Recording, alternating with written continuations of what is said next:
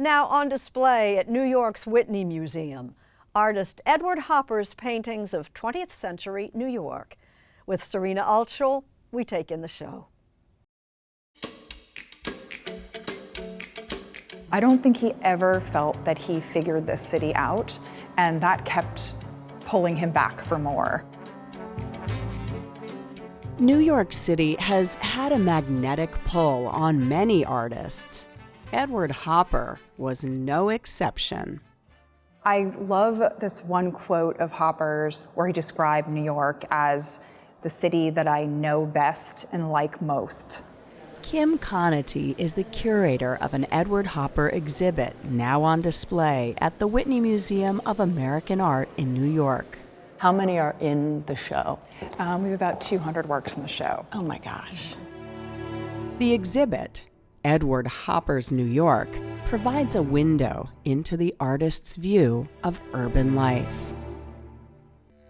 For someone who was such a keen observer of everything around him, who loved opportunities for looking, there are few better places than New York for that. Those observations inspired these paintings, intimate, everyday moments stripped of the city's characteristic hustle and bustle. It's a very personal view. It's not the landmarks and skyscrapers and tourist attractions. That's right. They are very specifically not those famous sites. For an artist who painted so many of New York's bridges, Hopper never painted the Brooklyn Bridge, which is of course the most famous of all. So Hopper gives us instead the Maycombs Dam Bridge in the Bronx, the Manhattan Bridge.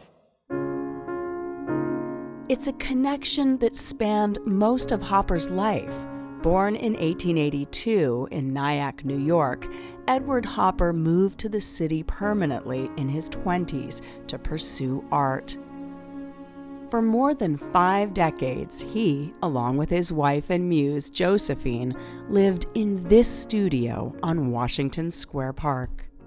This is his easel. This is his easel, that's right. Oh my gosh. You may Am I know allowed to put my hands on it? I think so. The studio has been preserved inside what is now a New York University academic building. He was extremely tall. He was 6'5", just tall today, but was particularly tall then. He needed something that would actually be able to accommodate him. So he wasn't bending over Right. and hurting his back Exactly. down here. Hopper painted and sketched from that very spot as the city grew around him, a fact referenced in the piece Early Sunday Morning. What is that little corner there? This one dark rectangle here signifies something to come, a building, likely. It has a way of creating this dynamic composition that shows both what is there and also what is to come. A changeless New York that is at the same time still changing. Those images of a changing yet changeless city put Hopper on the map, even landing him on a 1956 cover of Time magazine.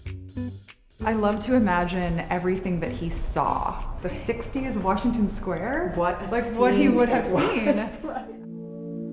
Edward Hopper died at the age of 84, in the very studio where he created his most iconic works. Works providing viewers with a window into the artist's world, and perhaps their own.